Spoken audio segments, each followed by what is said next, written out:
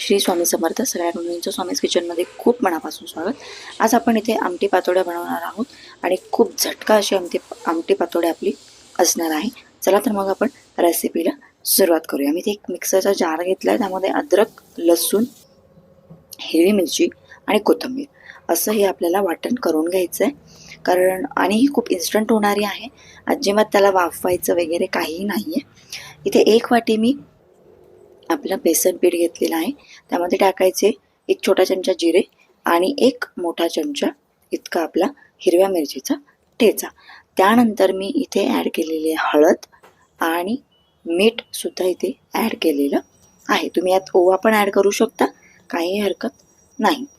Okay, आता हे आपल्याला कोरडं जिन्नस मिक्स करून घ्यायचं आहे आणि मी इथे 1 छोटा चमचा इतकं यामध्ये तेल टाकलेलं आहे. मोहन म्हणू शकता. हे छान आपल्याला सगळं मिक्स करून घ्यायचं आहे कोरडं जिन्नस.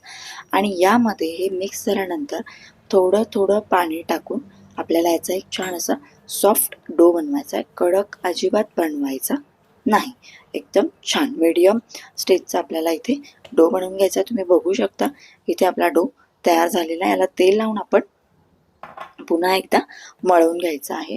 तुम्ही तिखट तुमच्या प्रमाणाने ॲडजस्ट करू शकता. मी इथे मीडियम स्पायसी अशी आपली आमटी पातोडी तयार करणार आहे. ओके, आता इथे आपण एक पोळपाट घ्यायचा आहे. त्यावरती आपण हे छान असं लाटून घ्यायचं आहे. आपलं पीठ जे आहे किंवा आपला जो हा पेढा आहे, आपण जेव्हा लाटतो ना तेव्हा अजिबात चिटकत नाही. तुमचं जर चिटकत असेल तर तुम्ही इथे पिठाचा किंवा तेलाचा वापर करू शकता. आपल्याला ही खूप जास्त पातळ लाटायची नाही आहे. इथे तुम्ही बघू शकता मी थोडीशी फाटली होती, पुन्हा लाटून घेतलेली आहे. या स्टेजला आपल्याला छान असं शेप द्यायचा आहे याला डायमंडचा, किंवा तुम्ही स्क्वेअरचा शेप दिला तरी काही प्रॉब्लेम नाही आहे. ओके, आता तुम्ही इथे बघू शकता आपली पातोडी छान अशी तयार आहे. खूप सुंदर असा शेप आलेला आहे इथे. याला पातोड्या तयार आहे. आता आपण त्याचा रस्सा तयार करून घेऊयात. मी इथे ना एक कांदा शेकण्याची जाळी ठेवून घेतली आहे. ही सगळ्यांकडे असतेच. त्यावरती मी अद्रक ठेवलं आहे. नंतर खोबऱ्याचे काप ठेवलेले आहेत. तुम्ही पूर्ण खोबरं ठेवलं तरी चालेल. खोबरं जास्त जाळायचं नाही आहे, कडवट चव येते. त्यानंतर एक पॅन घ्यायचा. त्यामध्ये मी 2 मोठे चमचे तीळ टाकलेले आहेत.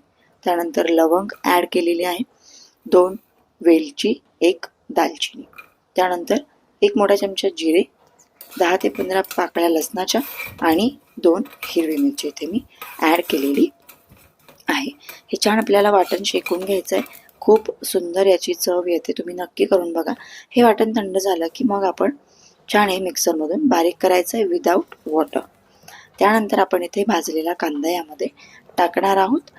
ते पण आपल्याला वाटण तयार करून घ्यायचं आहे. थोडंसं पाणी टाकून, जास्त पाणी टाकायचं नाही, नंतर मग ती ग्रेव्ही फार जास्त तेलामध्ये उडते.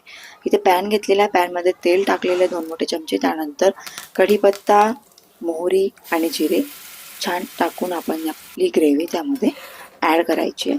ग्रेव्हीला तेल सुटोपर्यंत आपल्याला ही परतून घ्यायची आहे.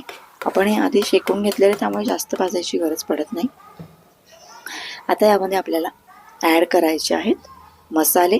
मी 1 मोठा चमचा गरम मसाला टाकलेला आहे. त्यानंतर 1 मोठा चमचा लाल मिरची टाकलेली आहे, धना पावडर टाकलेली आहे, जिरा पावडर टाकलेली आहे. त्यानंतर मी यामध्ये हिंगसुद्धा टाकलेलं आहे आणि चवीनुसार मीठ आपण यामध्ये टाकून घ्यायचं आहे. मिक्सरचं भांडं छान धुवून घ्यायचं आहे.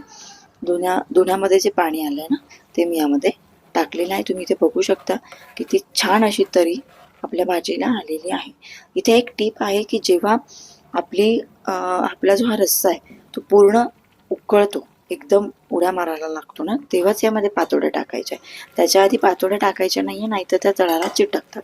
आणि एक फार तर फार 10 ते 15 मिनिटामध्ये आपल्या पातोड्या शिजून वरती येतात.